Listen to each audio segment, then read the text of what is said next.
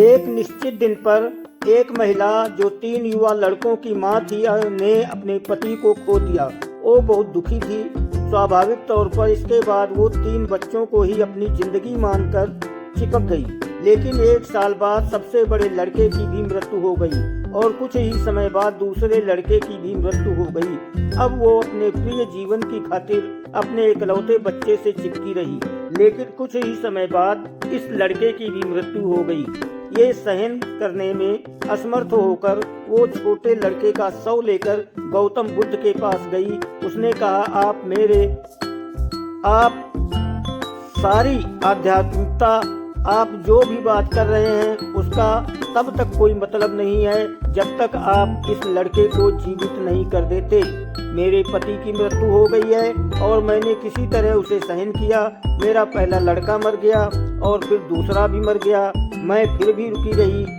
अब आखिरी वाला भी चला गया। यदि आप असली हैं तो इस लड़के को जीवित करके इसे अभी साबित करें।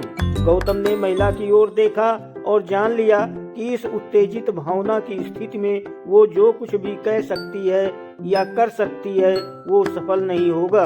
तो उसने कहा, मैं तुम्हारे लड़के को जीवित कर दूंगा। जाओ और मेरे लिए उस घर से कुछ तिल लेकर आओ जिसने कभी मृत्यु को नहीं देखा हो।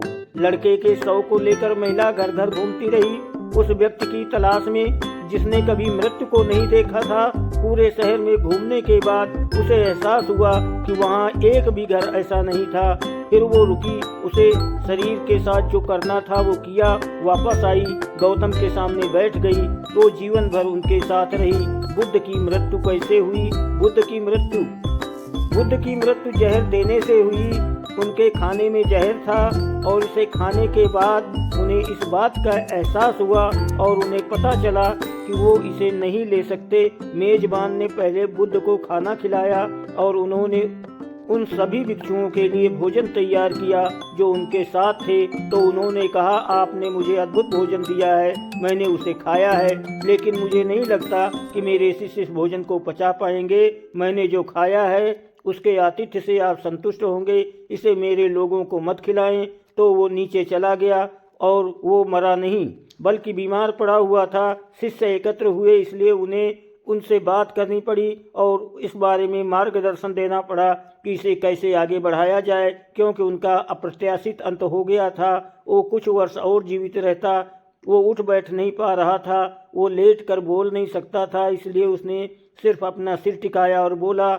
वो मुद्रा गौतम के महापरिनिर्वाण की मुद्रा बन गई। जैसा कि इसे कहा जाता है, बौद्धों के लिए वो मुद्रा अत्यंत पवित्र हो गई। लेटे हुए बुद्ध की कई छवियां हैं, क्योंकि आखिरी संदेश, मूल दिशा जो उन्होंने दी थी, वो ये आंदोलन कैसे चलना चाहिए, वो उस समय कई बौद्ध ऐसे भी लेटने लगे। ये एक संस्कृति है। आप मुद्रा की नकल कर सकते हैं लेकिन आप बुद्ध नहीं बन सकते। धन्यवाद।